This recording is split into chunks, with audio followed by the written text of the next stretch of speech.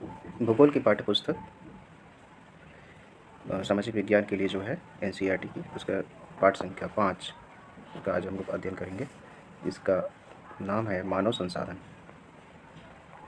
तो सबसे पहली बात है कि मानव संसाधन जो शब्द है इसका अर्थ क्या होता है। तो मानव में स्त्री पुरुष दोनों लोग आते हैं, और संसाधन का तात्पर्य होता है कि उन साधन से, संसाधन यानी उन साधनों से है जिनके माध्यम से हमारा काम क्या हो जाता है, आसान हो जाता है, यानी किसी कार्य को करने में सहायक आवश्यक अवयव होते हैं जो वो संसाधन होते हैं। तो इसमें चैप्टर को पढ़ेंगे। लोग एक ही राष्ट्र के सबसे बड़े संसाधन होते हैं। प्रकृति की देन केवल उस समय महत्वपूर्ण होती है जब वह लोगों के लिए उपयोगी होती है। लोग अपनी आवश्यकताओं और योग्यताओं से उसे संसाधन में परिवर्तित कर देते हैं। इस प्रकार मानव संसाधन ही अंतिम संसाधन है। स्वच्छ, शिक्षित और अभिप्रेरित लोग अपनी आवश्यकताओं के अनुरूप संसाधनों का विकास करते हैं। तो इसमें 3-4 बातों पर जोर दिया गया। पहली बात तो यह है कि लोग जो हैं वो स्वयं ही सबसे बड़े संसाधन हैं, और प्रकृति की देन यानी कि जो भी कुछ हमारे आसपास में पेड़ हैं, पौधे हैं, खनिज हैं, ये सब जो चीज़ें हैं ये तभी महत्वपूर्ण हैं जब हम इनका सही प्रकार से उपयोग करना जानते हैं। तो हम अपनी आवश्यकताओं के हिसाब से उन्हें अपने लिए संसाधन में परिवर्तित करते हैं। जैसे ऐसा तो है नहीं कि गेहूँ पहली बार धरती पे होगा या फिर वो हमसे पहले नहीं रहा होगा, तो हमसे पहले भी रहा होगा, परंतु हम उसे उपयोग नहीं जानते थे कि इसको पका के खाया जा सकता है या इससे रोटी बनाई जा सकती है। तो ये सब चीज़ें हमने अपनी आवश्यकताओं के हिसाब से उसे बदल दिया अपने लाभ के लिए। तो इसलिए सबसे महत्वपूर्ण कौन है? सबसे महत्वपूर्ण व्यक्ति है, मानव है। तो वो कैसा होना चाहिए? स्वस्थ होना चाहिए, शिक्षित होना चाहिए। अभिप्रेरित का तात्पर्य इससे है कि वो प्रेरित होना चाहिए किसी काम को करने के लिए, उसके अंदर इच्छा शक्ति होनी चाहिए। अन्य संसाधनों की भांति मानव संसाधन विश्व में समान रूप से वितरित नहीं है। अपने शैक्षिक स्तर, आयु और लिंग में वे एक दूसरे से भिन्न हैं। उनकी संख्या और लक्षण भी बदलते रहते हैं। अब इसमें 3 बातों पर जोर दिया गया। पहली बात तो है कि शैक्षिक स्तर पर, दूसरी आयु पर और तीसरा लिंग पर। तो ये तो होता ही है कि सभी व्यक्तियों का शैक्षिक स्तर एक सा नहीं है, न सबकी आयु एक सी है, और न ही सब पे मनुष्य में भी डिवीजन है ना, स्त्री है, पुरुष है, ट्रांसजेंडर है। तो इस तरीके से एक दूसरे से भिन्न है, और उनकी संख्या और लक्षण भी भिन्न है। विश्व के यदि कुछ क्षेत्रों में देखा जाए, तो यदि भौगोलिक रूप से ही देखा जाए विश्व के कुछ भागों में, तो कहीं पे संख्या जो है वो ज़्यादा है, कहीं पे संख्या कम है। जैसे ये अगर विश्व का मानचित्र हम लोग एक प्रकार से ड्रॉ कर लें इस तरीके से, तो ये हम पाते हैं कि विश्व में सभी जगहों पर जो विश्व में क्षेत्रीय विभाजन है उसके हिसाब से जनसंख्या लोगों की एक सी नहीं है। भूमध्यरेखीय देशों में अगर देखेंगे तो यहाँ पे जनसंख्या ज़्यादा है। भूमध्यरेखीय देशों के ऊपर जाएंगे, जैसे हम लोग ध्रुवों की तरफ जाएंगे, ऐसे हमको पाते क्या है कि जनसंख्या हमारी घटती जाती है। उसी तरीके से साउथ की तरफ जाएंगे, घटेगी। और सामाजिक और आर्थिक सुधारों या फिर परिवर्तनों के माध्यम से विश्व जो है 2 भागों में बटा भी हुआ है। पश्चिम का जो भाग है उसे ज़्यादा डेवलप माना जाता है, और पूर्व का भाग जो उसे कम डेवलप माना जाता है। ऐसा माना जाता है, ऐसा नहीं है कि वास्तविकता कितनी है और क्या सच है, उसमें थोड़ा अंतर है।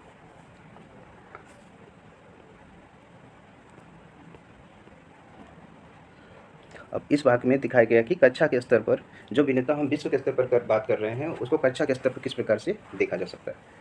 तो यहाँ पे अध्यापिका है, इन्होंने प्रश्न किया बच्चों से कि आपके विचार से विश्व में कुल कितने लोग हैं। तो अब बच्चे को समझ में आया कि वो विश्व में पूछ रहे हैं, तो थोड़ा सा उसे लगा कि हमारी कक्षा में कितने, तो मेरे विद्यालय में 500 बच्चे हैं, ये बच्ची बता रही है। तो एक बच्चा बता रहा है कि नहीं, मेरे गाँव में 1000 लोग हैं। और एक दूसरा बच्चा है, वो बता रहा है कि मेरे कक्षा में 30 बच्चे हैं। तो ये 3 एंटिटी हो गई, एक कक्षा और एक विद्यालय और एक गाँव। अच्छा, तो फिर शिक्षिका ने अब एक बच्चे को इसी तरह पता चला उसे कि नहीं, विश्व में 6.6 अरब लोग हैं, जो कि वर्तमान में विश्व में 2024 में विश्व की जनसंख्या लगभग 8 अरब को पार कर चुकी है। और तो अब इसमें ये बच्चों से पूछ रहे हैं कि 1 अरब में कितने शून्य होते हैं, इसे आप कैसे लिखेंगे। तो बच्चों के आंकिक ज्ञान से संबंधित ये विषय है। अच्छा, इसके बाद एक योजना के विषय में चर्चा की गई, जिसमें प्रधानमंत्री कौशल विकास योजना। तो यह योजना 2015 में भारत सरकार के माध्यम से शुरू की गई थी, जिसके अंतर्गत 1 करोड़ भारतीय युवाओं को 2016 से 2020 तक प्रशिक्षित करने का उद्देश्य रखा गया है। तथा इस योजना का उद्देश्य संभाव्य यानी कि जो संभावना है जिसे आगे अर्जित किया जा सकता है, और मौजूदा रोजगार अर्जक को गुणवत्ता प्रशिक्षण प्रदान करके रोजगार युक्त कौशल को योग्यता को प्रोत्साहित करना है। तो सामान्य सी बात है कि हमारे देश में जो भी, चाहे वो पुरुष स्त्री हों, और सबको कौशल युक्त बनाना है, जिसके माध्यम से हमको जो जनसंख्या जनांगीकी लाभांश होता है वो प्राप्त हो सके,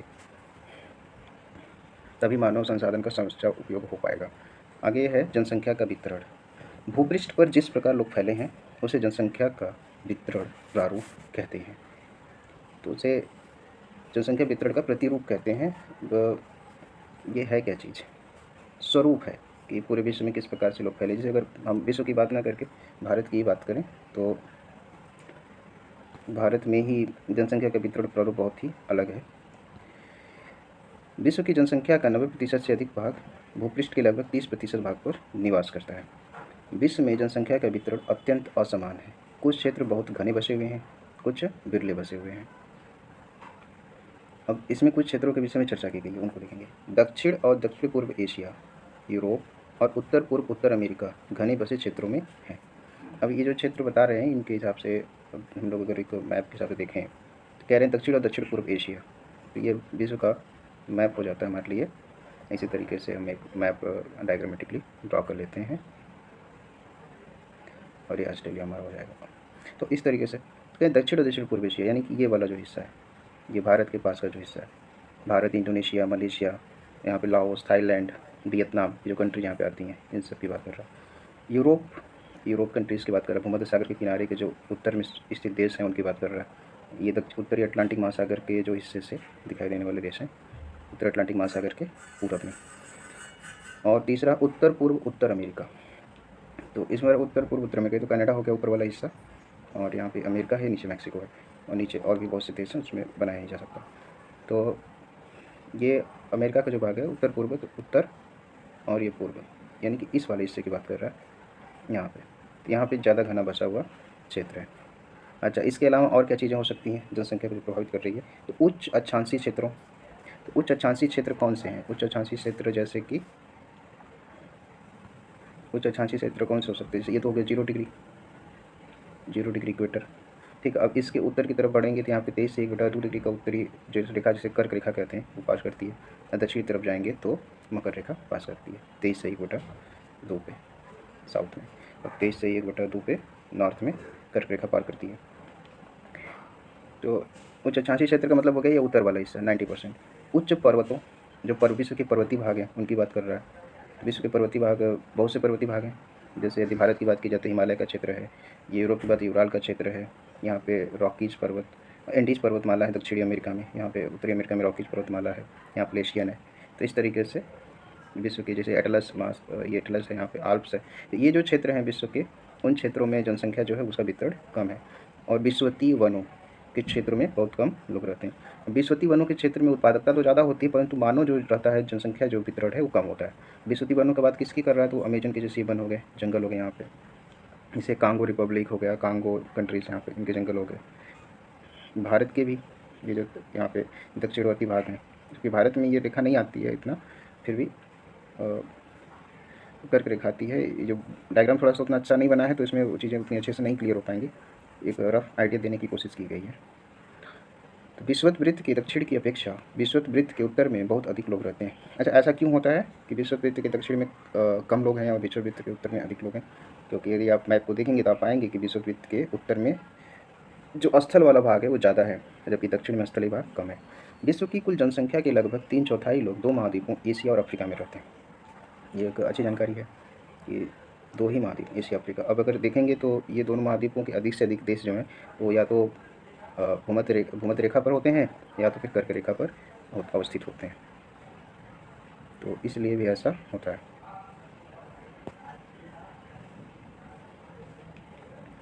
और विश्व के 2 बड़े देश भारत और चीन, खुद ही इन 2 देशों में 140 करोड़ से अधिक लोग हैं। अगर 140 करोड़ को जोड़ा जाए तो 280 करोड़ लोग तो करीब यहीं पे हैं, लगभग 3 अरब के करीब। तो शेष दुनिया के 2 ही देश, शेष दुनिया में 5 अरब लोग बच गए। तो इस तरीके से ऐसा विभाजन है। अब ये एक विभाजन दिखाया गया कि विश्व के प्रत्येक 100 लोगों में किस प्रकार से लोग व्यवस्थित हैं, कैसे रहते हैं। तो इस विभाजन में दिखाया गया है, ये जितने पीले वाले हिस्सा दिखाया है इसमें सारे एशिया के लोग हैं, और इसके बाद ये जो और डार्क ऑरेंज कलर से दिखाया गया है इसमें यूरोप के लोग हैं। ये जो पर्पल कलर से दिखाया है इसमें सारे अफ्रीकन हैं, और मध्य और दक्षिण अमेरिकी भागों में रहने वाले लोगों को ये गहरे नीले रंग से दिखाया गया। फिर लाल रंग से उत्तर अमेरिकी लोगों को दिखाया गया है। और यहाँ पे लास्ट में ऑस्ट्रेलियन लोगों को दिखाया गया है ग्रीन कलर से। तो ये ऑस्ट्रेलिया के जो लोग हैं ये एक प्रकार से आप कह सकते हैं कि ये ओशिनिया महाद्वीप में रहने वाले लोग हैं। ओशिनिया महाद्वीप का तात्पर्य है ऑस्ट्रेलिया, न्यूजीलैंड और उसके साथ में जो द्वीपीय देश हैं वहाँ पे उनको। तो आगे दिया है कि विश्व की कुल जनसंख्या का लगभग 3/4 लोग दो महाद्वीपों एशिया और अफ्रीका में रहते हैं। विश्व के 60% लोग केवल 10 देशों में रहते हैं। इन सभी देशों में 10 करोड़ से अधिक लोग रहते हैं। अब आप इन देशों में देखेंगे तो एक ख़ास बात मिलेगी कि या तो ये जो देश हैं ये भूमध्य रेखा पे स्थित होंगे, या तो कर्क रेखा पे होंगे, या तो मकर रेखा पे होंगे। कहीं न कहीं से ये भूमध्य रेखा के ज़्यादा नज़दीक होंगे। तो जापान, रूस, Nigeria, Bangladesh, Brazil, Pakistan, Indonesia, USA, Bharat और चीन, ये तो हो गया इनका बढ़ता हुआ क्रम। अब घटता हुआ क्रम में देखा जाए तो सबसे ज़्यादा जनसंख्या जो है वो चीन में दिखाई गई है। वर्तमान में भारत सबसे ज़्यादा जनसंख्या वाला देश हो चुका है। फिर है भारत, फिर है अमेरिका, यूएसए, फिर इंडोनेशिया और ब्राज़ील। और याद करने के लिए बस इन 5 को याद किया, 5 को याद कर लेने से परीक्षा में काम हो जाता है कि चीन, भारत, अमेरिका, इंडोनेशिया और ब्राज़ील। तो एशिया किस में 3 देश हो गए, चीन, भारत और इंडोनेशिया। एक देश हो गया उत्तरी अमेरिका का यूएसए, और एक देश हो गया दक्षिण अमेरिका का ब्राज़ील। अब अगला है कि क्रियाकलाप दिया है। चित्र संख्या 5.1 में अध्ययन कीजिए और खोजिए विश्व की कुल जनसंख्या में से इस महाद्वीप में निम्न के अनुसार जनसंख्या है। तो कहाँ पे केवल 5% है, कहाँ पे 13% है, कहाँ पे 1% है और कहाँ पे 12% जनसंख्या है।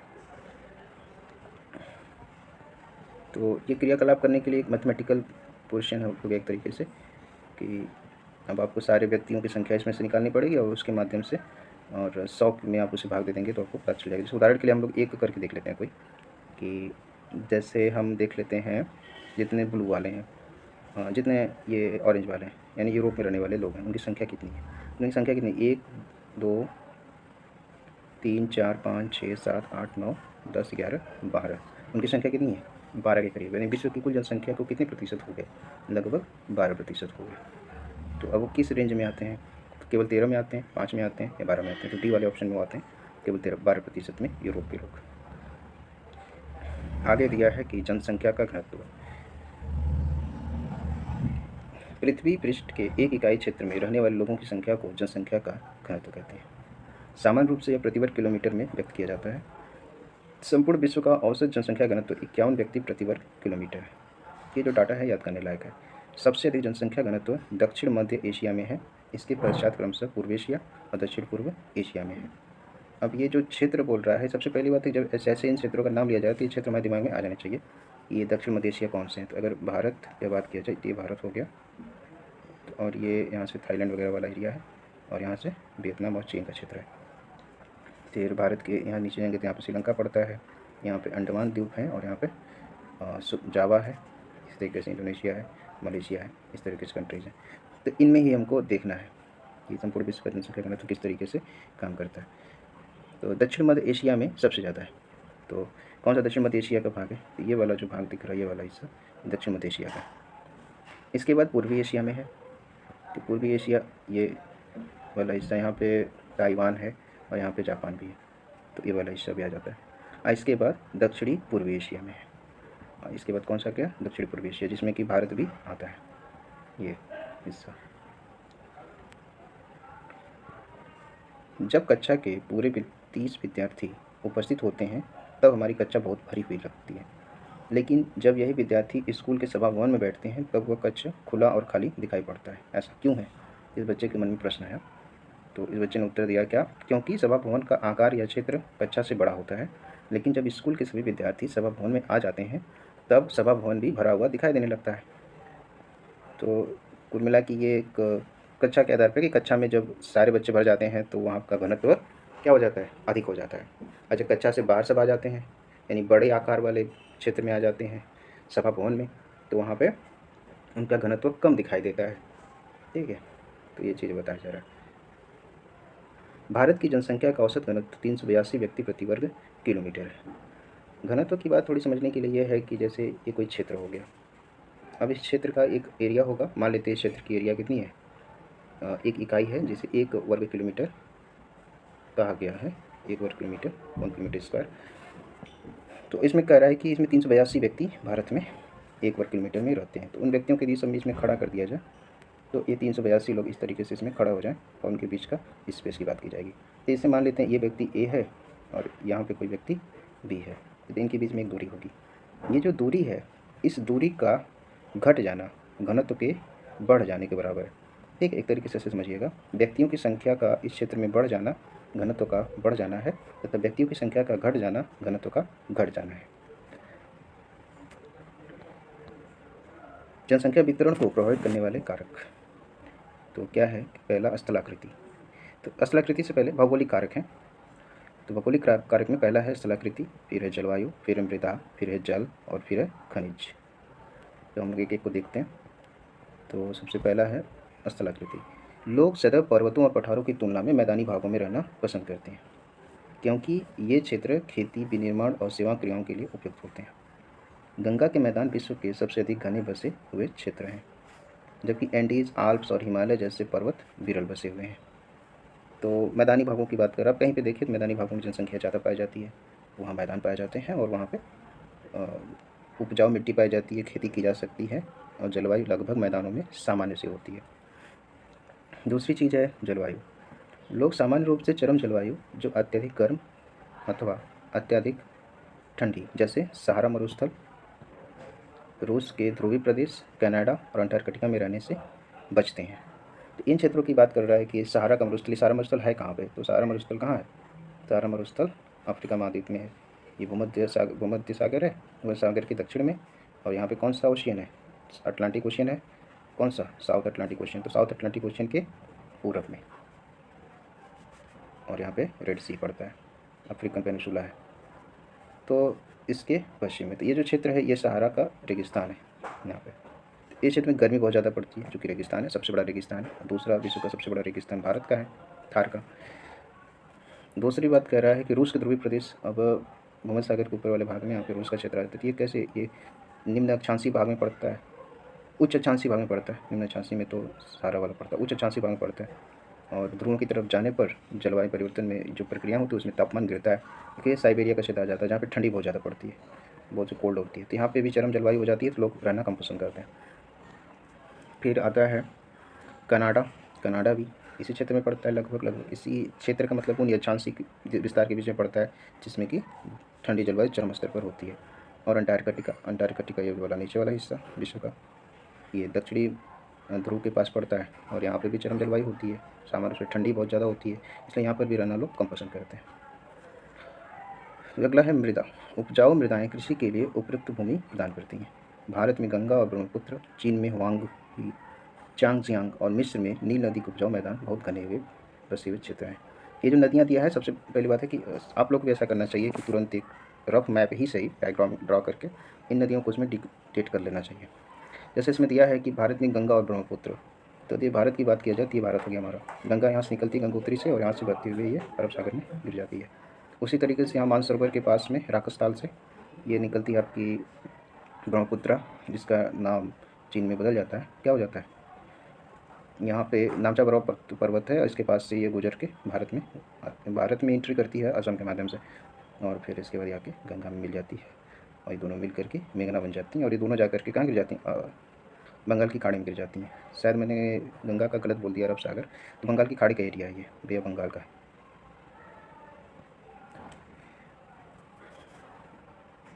और यहाँ पे दोनों नदियाँ मिल करके सुंदरवन का डेल्टा बनाती हैं, जहाँ सुंदरी वृक्ष पाए जाते हैं, उनकी वजह से इस क्षेत्र का नाम सुंदरवन कहा गया। और ये विश्व का सबसे बड़ा डेल्टा है, जो 2 देशों में फैला हुआ है, भारत में और बांग्लादेश में। भारत में इसका 30% भाग है और बांग्लादेश में इसका 70% भाग है। और एक चीज़ और है, इन्हीं डेल्टाई मैदानों में जूट की खेती भी बहुत ज़्यादा होती है। और अगर आपको पता हो तो पश्चिम बंगाल जूट और चावल की खेती के लिए प्रसिद्ध है और दोनों में प्रथम स्थान भी रखता है। और उसी तरीके से अगली नदी जो चीन की है, हुआंगहो रिवर। तो हुआंगहो रिवर चीन में कहाँ बहती है? तो अब चीन का मैप में देखेंगे तो चीन के मैप में अब हुआंगहो रिवर यहाँ से, ये कुनलुन चिड़ी यहाँ से निकल के और ये जाती है संगाई के पास से दक्षिणी चीन सागर में गिर जाती है, यहाँ पे जापान है। इस नदी किनारे कई औद्योगिक प्रदेश भी चीन के स्थित हैं। चांगजियांग चीन की नदी है, और मिस्र में नील नदी। तो नील नदी जो मिस्र की है वो भी मिस्र में बहती है। तो मिस्र अफ्रीका कंट्री है, एक अफ्रीकन देश है मिस्र।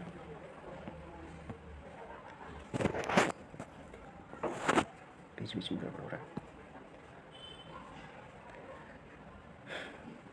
जल, अगला है जल। लोग उन क्षेत्रों में रहने को प्राथमिकता देते हैं जहां अवलवणीय जल आसानी से उपलब्ध होता है। विश्व की नदी घाटियां घने बसे क्षेत्र हैं, जबकि मरुस्थल विरल जनसंख्या वाले क्षेत्र हैं। तो मरुस्थलों में चरम जलवायु होती है, गर्मी ज़्यादा होती है, तो वहाँ पे जनसंख्या कम निवास करती है। अगला है खनिज।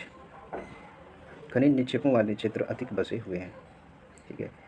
दक्षिण अफ्रीका की हीरे की खानें और मध्य पूर्व में तेल की खोज ने इन क्षेत्रों में लोगों को रहने के लिए प्रेरित किया है। तो अब तक जो आपको तीनों क्षेत्र मिले, स्थलाकृति, जलवायु, मृदा, जल, इनमें प्राकृतिक स्रोतों का अधिक महत्व है, जबकि खनिज वाले जो क्षेत्र हैं उसमें मानवीय जो आकांक्षाएं हैं, मनुष्य के द्वारा उनमें परिवर्तन किए गए हैं, कि जैसे कि जहाँ पे खनिज निक्षेप ज़्यादा मिले वहाँ पे मनुष्य ज़्यादा बसने लगा जा करके। तो ऐसा क्यों हुआ होगा? तो ये लोगों को रहने के लिए प्रेरित करने का तात्पर्य इससे है कि खनिज के खानों की जो खुदाई होती है उसमें खनिज की खोज में मानव श्रम की अधिक आवश्यकता पड़ती है, इसलिए मनुष्य को वहाँ पे अधिक से अधिक ले जा करके बसाया गया। सामान्य रूप से उपनिवेश काल में खनिज निक्षेप वाले क्षेत्रों में औपनिवेशिक देशों में जो उनके मातृ राष्ट्र होते थे वो मजदूरों को खनिज क्षेत्रों में अधिक बसाया करते थे, ताकि उनसे आसानी से श्रम प्राप्त किया जा सके।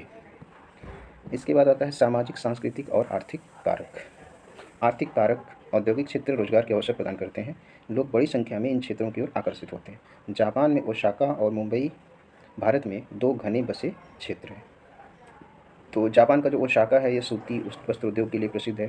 भारत का जो मुंबई है ये भी सूती वस्त्र उद्योग के लिए प्रसिद्ध है, परंतु मुंबई साथ ही साथ बॉलीवुड के लिए भी प्रसिद्ध है, और आर्थिक क्षेत्र तो है ही है। सांस्कृतिक कारक, धर्म और सांस्कृतिक महत्ता वाले स्थान लोगों को आकर्षित करते हैं, जैसे वाराणसी, यरूशलेम, वेटिकन सिटी इसके कुछ उदाहरण हैं। वाराणसी भारत में है, हिंदुओं के लिए पवित्र स्थल है, जहाँ पे हिंदुओं के बहुत से मंदिर अवस्थित हैं, और वहाँ पर एक प्रकार से धार्मिक पर्यटन का स्थान है। यरूशलेम, जहाँ पे यीशु का जन्म भी हुआ था, और यरूशलेम एक प्रकार से ईसाइयों के लिए एक पवित्र स्थल है। उसी तरीके से वेटिकन सिटी रोम में स्थित है। वेटिकन सिटी एक देश है पूरी तरीके से, रोम में स्थित नहीं है, रोम अलग देश है, रोम अलग राजधानी है इटली की, वेटिकन सिटी भी वही है। तो अलग देश है, धार्मिक राजधानी है यूरोप में। सामाजिक कारक, अच्छे आवास, शिक्षा और स्वास्थ्य सुविधाओं के क्षेत्र अत्यधिक घने बसे हुए हैं। उदाहरण के लिए पुणे, तो पुणे हो गया, और भी क्षेत्र बोल सकते हैं, दिल्ली, और भी क्षेत्र हो सकते हैं, बेंगलुरु। तो ये सामाजिक आर्थिक कारक है। बेंगलुरु को और भी कहा सकता है कि सिलिकॉन सिटी ऑफ इंडिया बोला जाता है उसे। अगली एक शब्दावली दी है, जीवन प्रत्याशा। यह उन वर्षों की संख्या जिनमें औसत व्यक्ति के जीवित रहने की आशा की जा सकती है, उसे कहते हैं जीवन प्रत्याशा। जीवंत रहने की आशा, तो जीवन प्रत्याशा। जनसंख्या परिवर्तन, जनसंख्या परिवर्तन से तात्पर्य एक निश्चित अवधि के दौरान लोगों की संख्या में परिवर्तन से है। विश्व जनसंख्या स्थिर नहीं हो रही है, यह कई गुना बढ़ गई है, जैसा कि चित्र 6.3 में दिखाया गया है। अब एक चित्र बना है, देखिए ये वाला 6.3 का, 5.3 इसमें लिखा है 6.3, ठीक है 5.3 में लिखा कि किस प्रकार से विश्व की जनसंख्या में वृद्धि हो गई है। कभी विश्व की जनसंख्या 500 ईसा पूर्व के करीब में 100 मिलियन हुआ करती थी, वो बढ़ करके 170 हुई, 170 से 265, 265, 425, 900 मिलियन, और फिर 1625 मिलियन हो गई सन 1900 आते आते। 1950 में ये जनसंख्या जो थी वो लगभग 2500 मिलियन हो गई, ठीक है, और लगभग 2.5 अरब के करीब 1974 में जाते हुए 4,000 मिलियन, लगभग 4 अरब के करीब हो गई। तो इस प्रकार से और भी जनसंख्या में वृद्धि हुई, और अंतिम में अगर वर्तमान में बात किया जाए तो इसमें दिखाया गया है कि 2025 में जनसंख्या 8 अरब 525 करोड़ के बराबर हो जाएगी, और वर्तमान में 8 अरब से अधिक हो चुकी है। तो आगे बढ़ते हैं इसमें, क्यों ऐसा वास्तव में जन्म और मृत्यु की संख्या में परिवर्तन के कारण हुआ है। मानव इतिहास की लंबी अवधि में सन 1800 तक विश्व की जनसंख्या धीरे धीरे बढ़ी है। बड़ी संख्या में बच्चे जन्म लेते थे, लेकिन शीघ्र ही उनकी मृत्यु भी हो जाती थी। ऐसा इसलिए था क्योंकि वहाँ उचित स्वास्थ्य सुविधाएं नहीं थीं, सभी लोगों के लिए पर्याप्त भोजन उपलब्ध नहीं था, किसान सभी लोगों की भोजन की आवश्यकताओं को पूरा करने के लिए पर्याप्त उत्पादन करने में सक्षम नहीं थे। इसके परिणामस्वरूप जनसंख्या में वृद्धि बहुत कम थी। सन 1804 में विश्व की जनसंख्या 1 अरब हो गई थी। 150 वर्षों बाद 1959 में विश्व की जनसंख्या 3 अरब पहुंच गई। इसे प्रायः जनसंख्या विस्फोट कहते हैं। 1999 में 40 वर्ष की अवधि में जनसंख्या दुगनी 6 अरब हो गई। इस वृद्धि का मुख्य कारण खाद्य आपूर्ति एवं औषधियों के कारण मृत्यु दर कम होना है, जबकि जन्म दर अभी भी बहुत अधिक रही। तो 1999 तक की बात कर रहा है कि जनसंख्या 1999 में बढ़ करके 6 अरब हो गई, 40 साल में ही 6 अरब हो गई, और खाद्य आपूर्ति बढ़ चुकी थी, और औषधियों की खोज हो जाने से, औषधियों में गुणवत्ता में परिवर्तन हो जाने से मृत्यु दर भी कम हो चुकी थी। लेकिन जन्म दर तो नहीं कम हुई थी, जन्म दर बढ़ी रही थी। तो जन्म दर ज़्यादा थी, मृत्यु दर कम थी, तो जनसंख्या का जो बढ़ने का दर था वो ज़्यादा रह गया। जन्मों को साधारणतः जन्म दर में आंका जाता है। जन्म दर अर्थात प्रति 1000 व्यक्तियों पर जीवित जन्मों की संख्या में मापा जाता है। मृत्यु दर को प्रति 1000 व्यक्तियों पर मृतकों की संख्या में मापा जाता है। किसी क्षेत्र विशेष में लोगों के आने जाने को प्रवास कहते हैं। तो 3 टर्म यहाँ पे दे दिया, एक जन्म दर दे दिया, मृत्यु दर दे दिया, प्रवास दे दिया। अब इसी के बाद ये बताया जाएगा इसमें कि जन्म दर, मृत्यु दर और प्रवास ही वो महत्वपूर्ण कारक हैं जिनके माध्यम से किसी क्षेत्र विशेष में जनसंख्या में परिवर्तन होता है। जन्म और मृत्यु जनसंख्या परिवर्तन के प्राकृतिक कारण हैं। एक देश के जन्म दर और मृत्यु के दर के बीच के अंतर को प्राकृतिक वृद्धि दर कहते हैं। यानी कि जन्म दर और मृत्यु दर के बीच का जो अंतर होता है उसे प्राकृतिक वृद्धि दर कहते हैं।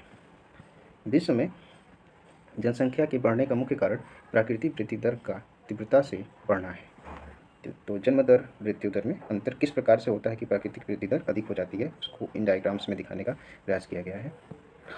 देखिए, जैसे यहाँ पर दिया मृत्यु दर से जन्म दर का अधिक हो जाना। तो जब यहाँ पर मृत्यु दर जो है वो मृत्यु दर से जन्म दर का अधिक हो जाना, तो जन्म दर अधिक हो गई, मृत्यु दर कम हो गई, तो क्या होगा, ज़्यादा लोग जीवित रहेंगे तो जनसंख्या वृद्धि हो जाएगी। फिर अगला है जन्म दर और मृत्यु दर का समान होना। जब जन्म दर भी समान हो जाए मृत्यु दर की, तो जनसंख्या क्या हो जाएगा, सही हो जाएगी, कोई परिवर्तन नहीं होगा। परंतु यदि जन्म दर से मृत्यु दर का अधिक हो जाए तो जनसंख्या में कमी हो जाएगी। जब कोरोना जैसी महामारी आई थी तो उसमें कौन सा परिवर्तन हुआ होगा, जनसंख्या वृद्धि या स्थिरता या फिर जनसंख्या में कमी। तो कोरोना महामारी में जनसंख्या में कमी ही हुई होगी, क्योंकि तत्काल में मृत्यु दर जो है वो बढ़ चुकी थी और जन्म दर तो अपनी गति से थी। परंतु जब इसमें दिखाया गया एक टर्म जो दिया है कि 1999 में जनसंख्या जो वृद्धि दर बहुत ज़्यादा हो गई थी और जनसंख्या लगभग दुगनी हो चुकी थी 40 साल के अंतर पर, तो उस केस में क्या हुआ होगा, तो उस समय जनसंख्या वृद्धि वाली स्थिति रही होगी, जन्म दर मृत्यु दर से अधिक रही होगी। प्रवास एक अन्य कारण है जिससे जनसंख्या के आकार में परिवर्तन होता है। लोग एक देश में अथवा देशों के बीच एक स्थान से दूसरे स्थान पर जा सकते हैं। उत्प्रवासी वे लोग होते हैं जो देश को छोड़ते हैं। आप्रवासी वे लोग होते हैं जो देश में आते हैं। यानी कि देश से जाने वालों को उत्प्रवासी कहते हैं और देश में जो लोग आते हैं बाहर से उनको आप्रवासी कहते हैं। संयुक्त राज्य अमेरिका और ऑस्ट्रेलिया जैसे देशों में भीतरी प्रवास अथवा आप्रवास द्वारा संख्या बढ़ी है। सूडान देश एक ऐसा उदाहरण है जिसमें लोगों के बाहर चले जाने अथवा उत्प्रवास के कारण जनसंख्या में कमी का अनुभव किया गया है। अच्छा, सूडान देश जो है वो कहाँ पे, किस महाद्वीप में स्थित है, तो जब आप इसको खोजेंगे तो सूडान आपको अफ्रीका महाद्वीप में मिलेगा। और अब सूडान में 2 देश स्थित हैं, जैसे सूडान है और एक साउथ सूडान है। जैसे सूडान की जो राजधानी है वो है खार्तूम और साउथ सूडान की राजधानी जुबा है। और सूडान का जो क्षेत्र है वो लाल सागर से लगता है, उत्तर में इसके मिस्र है और दक्षिण में साउथ सूडान है। उसी तरीके से दक्षिण पूर्व में इथोपिया है और इरिट्रिया देश है। और अमेरिका की बात कर रहा है ऊपर, संयुक्त राज्य अमेरिका और ऑस्ट्रेलिया। तो ये समझने की बात है कि संयुक्त राज्य अमेरिका और ऑस्ट्रेलिया में लोग क्यों चले जाते होंगे। अंतर्राष्ट्रीय प्रवास की सामान्य प्रवृत्ति यह है कि लोग अच्छे आर्थिक अवसरों की खोज में कम विकसित राष्ट्रों से अधिक विकसित राष्ट्रों में चले जाते हैं। देशों के अंदर बड़ी संख्या में लोग रोजगार, शिक्षा और स्वास्थ्य सुविधाओं की खोज में ग्रामीण क्षेत्रों से नगरीय क्षेत्रों की ओर जाते हैं। अब यदि भारत में ही देखा जाए तो लोग कहाँ रहना ज़्यादा पसंद करते हैं। उत्तर प्रदेश में देखें तो लोग जो छोटे ज़िले हैं, यहाँ अविकसित ज़िले हैं, उनसे लखनऊ जाना चाहते हैं। लखनऊ की जगह के लोग या फिर मध्य प्रदेश के भोपाल से लोग या राजस्थान के जयपुर से लोग दिल्ली आना चाहते हैं या बेंगलुरु जाना चाहते हैं, मुंबई जाना चाहते हैं।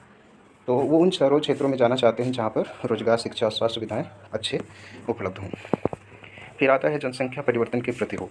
जनसंख्या वृद्धि की दर विश्व में अलग अलग है। अब ये तो बात समझने की है ही, जनसंख्या वृद्धि दर को जो प्रभावित करने वाले प्राकृतिक कारक हों चाहे सामाजिक आर्थिक कारक हों, वो भिन्न भिन्न हैं और वो अपने अनुसार जनसंख्या वृद्धि दर को प्रभावित भी करते रहते हैं। तो यद्यपि विश्व की कुल जनसंख्या तीव्रता से बढ़ रही है, तथापि सभी देशों में यह वृद्धि अनुभव नहीं की जा रही है। कुछ देशों में जैसे केन्या में जनसंख्या वृद्धि दर ऊँची है। उन देशों में जन्म दर और मृत्यु दर दोनों ही उच्च हैं। हाल ही में स्वास्थ्य सेवाओं में सुधार के साथ मृत्यु दर में कमी हो गई है, परंतु जन्म दर अभी भी अधिक है, जिससे वृद्धि दर बढ़ रही है। केन्या की बात कर रहा है। केन्या एक अफ्रीकन कंट्री है जिसकी सीमा हिंद महासागर से लगती है। और अब केन्या को आप मैप में देखेंगे तो इसकी राजधानी नैरोबी है और ये Somalia, Ethiopia, south Sudan, Uganda और तंजानिया से इसकी सीमा लगती है। अब केन्या के दक्षिण भाग में लेक विक्टोरिया से भी इसकी सीमा लगती है। तो मैप में देख लेंगे तो इससे आपको ज़्यादा इसका बेहतर समझ में आ जाएगा विषय। और दूसरी चीज़ ये भी है कि केन्या जो है वो भूमध्य रेखा के नज़दीक स्थित देश है और इससे भूमध्य रेखा पार भी करती है, तो जाहिर सी बात है यहाँ पे गर्मी अधिक होगी। और स्वास्थ्य सुविधाओं की बात कर रहा है कि स्वास्थ्य सुविधाएं तो यहाँ बेहतर हुई हैं, जिससे मृत्यु दर कम हुई है। जन्म दर किंतु बराबर है, अभी भी वही है। तो जब जन्म दर अधिक है, मृत्यु दर कम हुई है, तो जनसंख्या वृद्धि तो होनी ही होनी है। अन्य देशों में जैसे यूनाइटेड किंगडम में निम्न जन्म दर और मृत्यु दर के कारण जनसंख्या वृद्धि की दर मंद है। यूनाइटेड किंगडम यानी कि इंग्लैंड, यूके की बात कर रहा है। उत्तरी अटलांटिक महासागर में स्थित देश है, यूरोपियन कंट्री।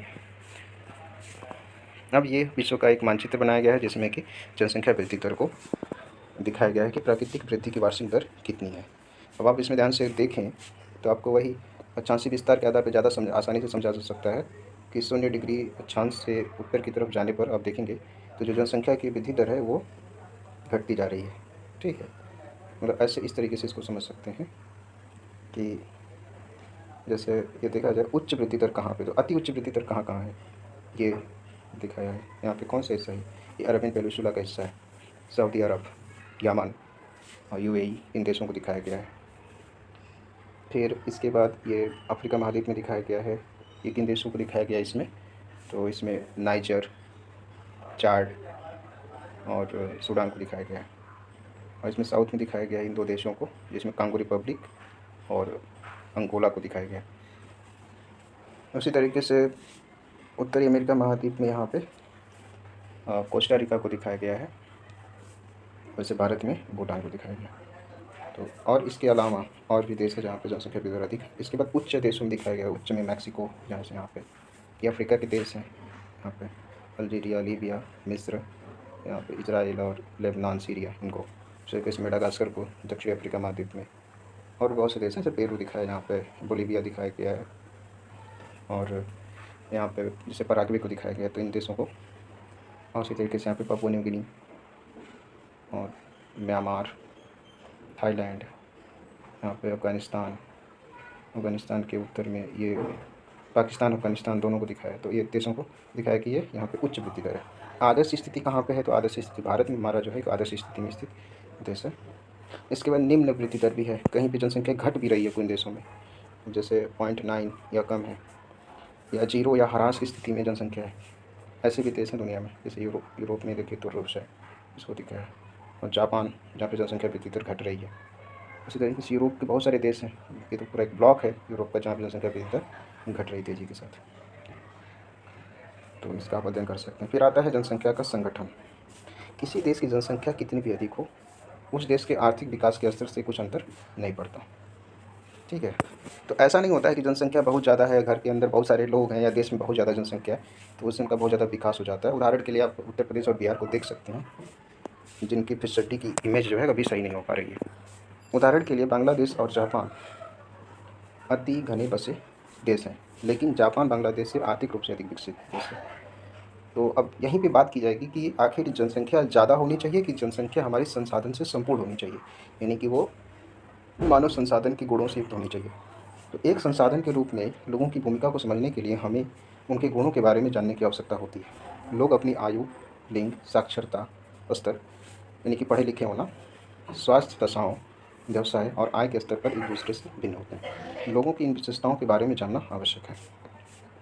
जनसंख्या के संगठन जनसंख्या की संरचना को दिखाता है। तो एक प्रकार से जनसंख्या का संगठन यही कहने का तात्पर्य है कि कितने शिक्षित हैं या कितने स्वास्थ्य हैं और उनके व्यवसाय का स्तर क्या है, आय का स्तर क्या है, क्या व्यवसाय करते हैं, ये भी निर्भर करता है। जैसे किसी देश में यदि प्राथमिक क्षेत्र में काम करने वाले लोगों की संख्या अधिक है, कृषि में, खनन में, पशुपालन में, तो ये लगभग माना जा सकता है कि वो देश या तो फिर अविकसित में हो या अविकसित में हो। परंतु इसके साथ साथ एक चीज़ और आवश्यक है जिसे बोलते हैं प्रति व्यक्ति उत्पादकता। तो प्रति व्यक्ति उत्पादकता का स्तर यदि निम्न है तो वो देश विकसित देश की कैटेगरी में शामिल तो मुश्किल से ही किया जा सकता है।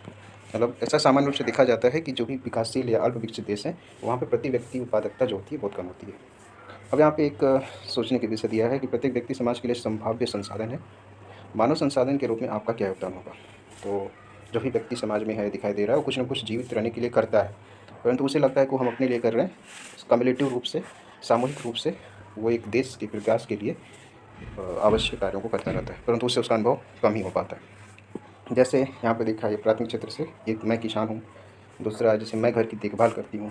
घर की देखभाल करने में इन्हें तो कोई आर्थिक आय तो नहीं होती होगी। मैं सेतु बनाता हूँ, ये इंजीनियर है, तो ये ऐसा काम करता है जिसके माध्यम से इसे आर्थिक लाभ होता है और देश के लाभ में यानी जीडीपी में इसको कैलकुलेट भी किया जाता है। मैं अपने पोते पोती को कहानी सुनाती हूँ। कहानी सुनाने का तो कोई पैसा नहीं मिलता होगा इनको। मैं विवाह समारोह में गाता हूँ, तो विवाह समारोह में गाने का इन्हें कुछ ना कुछ मिलता होगा आर्थिक लाभ। मैं कैंसर उपचार की औषधियों के लिए शोध कर रही हूँ, तो ये भी आर्थिक कार्य कर रही हूँ। तो इसमें से कुछ क्षेत्र जैसे हो गए कि घर की देखभाल करना और पोते पोते को कहानी सुनाना, इसमें इनको कोई आर्थिक लाभ नहीं होता और शेष में इन्हें आर्थिक लाभ हो रहा है जो कि इसकी जीडीपी में भी शामिल किया जाएगा। तो वो मानव संसाधन के रूप में अपना योगदान दे रहे हैं। परंतु इनडायरेक्टली ऐसा नहीं है कि कहानी सुनाने में बच्चों का नैतिक विकास होता है और नैतिक विकास के माध्यम से वो अप्रत्यक्ष रूप से मानव संसाधन के विकास में सहयोगी की भूमिका निभा रहे हैं। घर का भी जो पालन पोषण करना, देखभाल करने में भी अन्य व्यक्तियों को कार्य करने के अवसर प्राप्त होते हैं, तो वो एक प्रकार से मानव संसाधन के विकास में अप्रत्यक्ष रूप से सहयोगी हैं। जनसंख्या संगठन हमारी यह जानने में सहायता करता है कि कितने पुरुष हैं और कितनी स्त्रियां हैं, वे किस आयु वर्ग के हैं, कितने शिक्षित हैं और वे किस प्रकार के व्यवसाय में लगे हैं, उनकी आय का स्तर क्या है और स्वास्थ्य दशाएं कैसी हैं। एक देश के जनसंख्या संगठन का अध्ययन करने की रुचिकर विधि है जनसंख्या पिरामिड, जिसे आयु लिंक पिरामिड भी कहते हैं। एक जनसंख्या पिरामिड दर्शाता है कुल जनसंख्या विभिन्न आयु वर्गों में विभाजित है। उदाहरण के लिए 5 से 9 वर्ष, 10 से 14 वर्ष। दूसरा, कुल जनसंख्या का प्रतिशत इन वर्गों में से प्रत्येक वर्ग में पुरुष और स्त्रियां उप विभाजित हैं। जनसंख्या पिरामिड का आकार उस विशेष देश में रहने वाले लोगों की कहानी बताता है।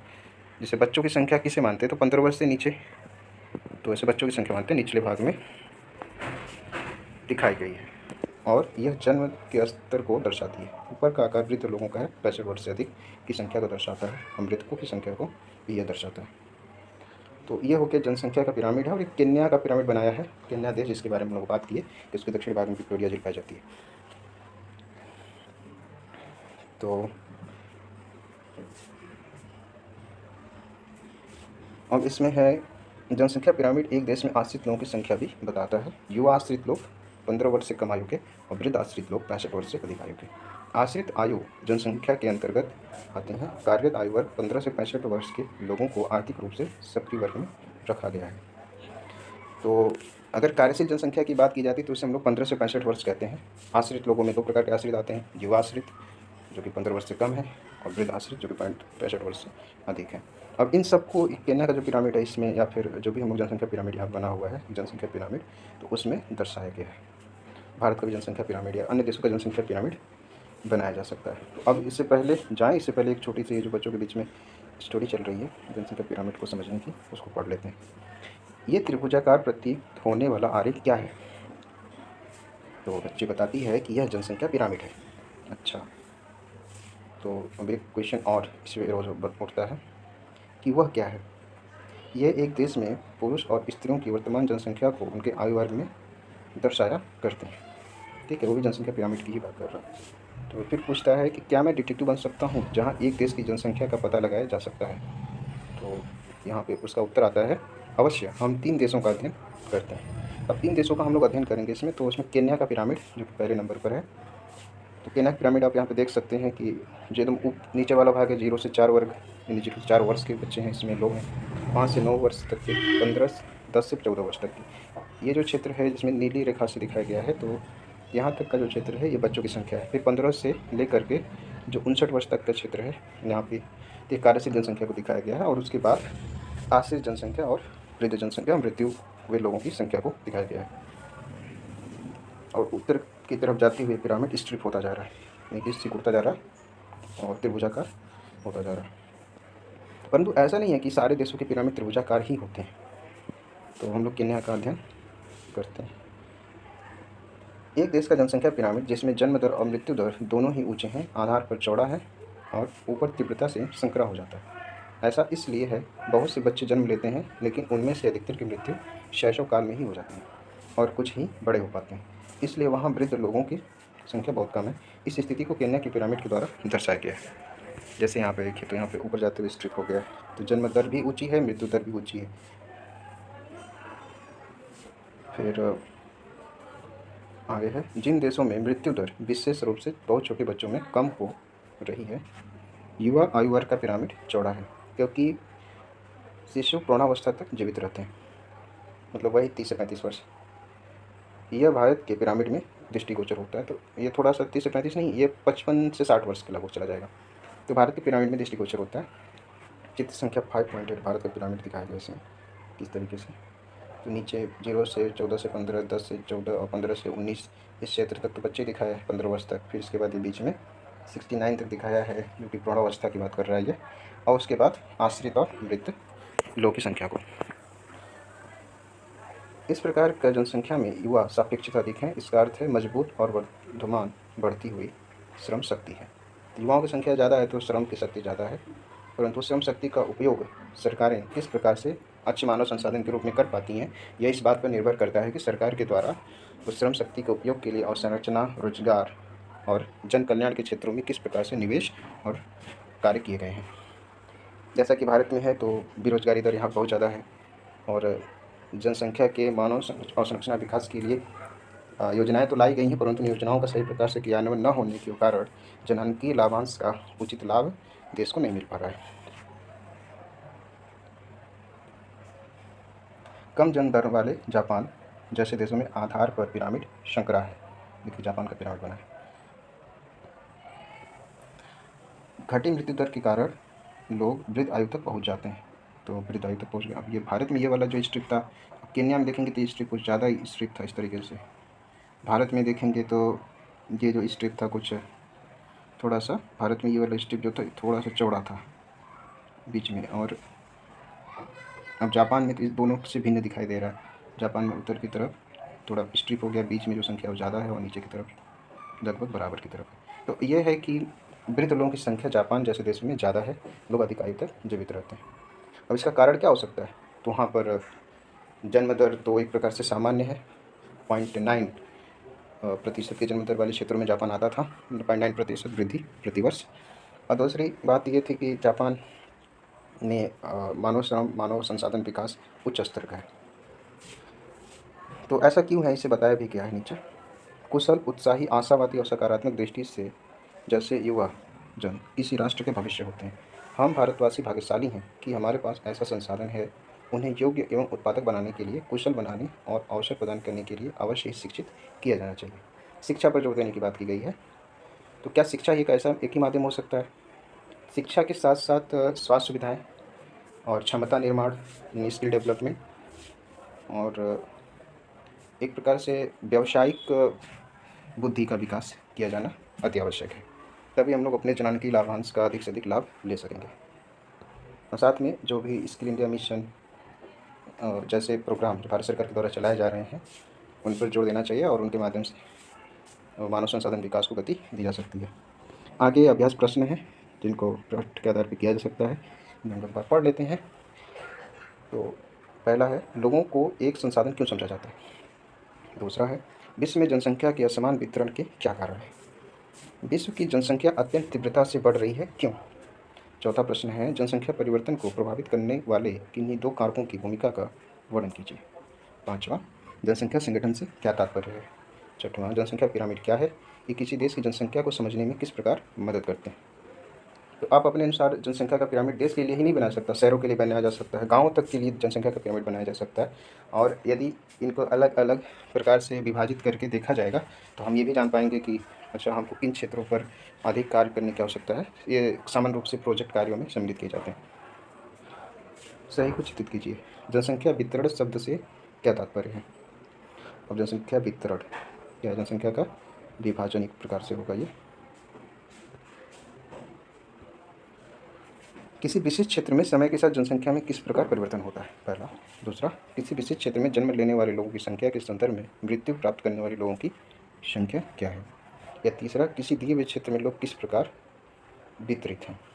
तो इसमें जो सबसे महत्वपूर्ण जो शब्द है उसमें कई चीज़ें, जैसे किसी विशिष्ट क्षेत्र, सबसे बड़ी बात क्षेत्र है तो विशिष्ट होना चाहिए। भारत है, चीन है, जापान है, जर्मनी है, कोई भी देश हो सकता है, उत्तर प्रदेश, बिहार जैसा कोई राज्य हो सकता है, या फिर बलिया, हापुड़ या जलगांव, या फिर जैसे कोंकण गोवा, तो ऐसे जिसके ज़िले हो सकते हैं कुछ। तो उन क्षेत्रों में जनसंख्या में किस प्रकार परिवर्तन होता है, वहाँ जनसंख्या कैसे बदल रही है, ये चीज़। और समय, सबसे महत्वपूर्ण चीज़ है जो है समय, ये ऑप्शन होगा इसका। वे 3 प्रमुख कारक कौन से हैं जिनमें जनसंख्या में परिवर्तन होता है। तो कौन से 3 प्रमुख कारक हैं, जन्म, मृत्यु और प्रवास, ये वाला। 1999 में विश्व की जनसंख्या कितनी हो गई थी। अब ये प्रश्न काफ़ी अच्छा है। 1999 में जिसमें बात किया कि पिछले 40 वर्षों के दौरान विश्व की जनसंख्या में दुगने का परिवर्तन हो गया, ठीक है। तो वो उसमें 6 अरब की जनसंख्या 1999 में हो गई थी, और अभी 2024 चल रहा है, 25 वर्षों के बीच में ये जनसंख्या 8 अरब को पार कर चुकी है। जनसंख्या पिरामिड क्या है। जनसंख्या के आयु लिंग संगठन का आलेखी निरूपण। जब किसी क्षेत्र का जनघनत्व इतना बढ़ जाता है कि लोग ऊंची इमारतों में रहने लगते हैं, ये तो बहुत इर्रेलेवेंट टाइप की बात लिखी हुई है। बड़े नगरीय क्षेत्रों में जनसंख्या वितरण का प्रतिरूप। तो क्या बड़े नगरीय क्षेत्रों की ही बात केवल की जाएगी जनसंख्या वितरण के प्रतिरूप में, क्योंकि जनसंख्या पिरामिड एक सामान्य से अवधारणा है जिसके अंतर्गत जनसंख्या का आयु लिंग संगठन का जो आलेखी रूपांतरण होता है वो किया जाता है। तो ऐसा भी नहीं कि केवल त्रिभुजाकार होगा, ये त्रिभुजाकार भी हो सकता है, जैसे कि केन्या का पिरामिड है, भारत का पिरामिड है, और ये जापान के पिरामिड की तरीके से मतलब अरूपित भी हो सकता है, जो कि विरूपित भाग की तरीके से हो सकता है। नीचे दिया है कि निम्नलिखित शब्दों का उपयोग करके वाक्यों को पूरा कीजिए। विरल, अनुकूल, परति, कृत्रिम, उर्वर, प्राकृतिक, चरम, घना। और इसको पढ़ेंगे और इसमें इन शब्दों को फिट करते जाएंगे। जब लोग किसी क्षेत्र की ओर आकर्षित होते हैं तब यह, तो लोग आकर्षित होते हैं तो यानी लोगों की संख्या वहाँ क्या होने वाली है, बढ़ने वाली है। तो बढ़ने वाली संख्या है तो लोग क्या हो जाएगा, वो क्षेत्र घना हो जाएगा, तो घना बसा होगा बन जाता है। इसे प्रभावित करने वाले कारकों के अंतर्गत, तो इसे प्रभावित करने वाले कारक के अंतर्गत कौन से आते हैं, तो प्राकृतिक, जलवायु, और दूसरा है संसाधनों की आपूर्ति। कौन से संसाधन, तो कृत्रिम संसाधनों की आपूर्ति, और इसके अलावा और क्या आता है, ज़मीन कैसी होनी चाहिए, उर्वर ज़मीन होनी चाहिए। तो प्राकृतिक जलवायु होनी चाहिए, कृत्रिम संसाधन होने चाहिए और उर्वर ज़मीन होनी चाहिए, जिसकी आपूर्ति के अंतर्गत इन क्षेत्रों का में जीवन की जो संभावना है वो बढ़ जाती है, तो लोगों की जो आने का जो संख्या है, घनत्व है, वो बढ़ जाता है। इसके प्राकृतिक और सामाजिक आर्थिक कारण होते हैं, ये हमने पाठ में पढ़ा था। आगे क्रियाकलाप दिया है कि जिस समाज में 15 वर्ष से आयु के बहुत से लोग हैं और 15 वर्ष से कम आयु के बहुत कम लोग हैं, उस समाज की विशेषताओं का वर्णन कीजिए। तो उसको समझ सकते हैं कि किस प्रकार से आयु वर्ग जो है वो प्रभावित करता है किसी क्षेत्र, किसी राज्य, किसी देश के विकास को। और आगे ये हिस्सा है और इस चैप्टर इसके साथ ही समाप्त हो गया।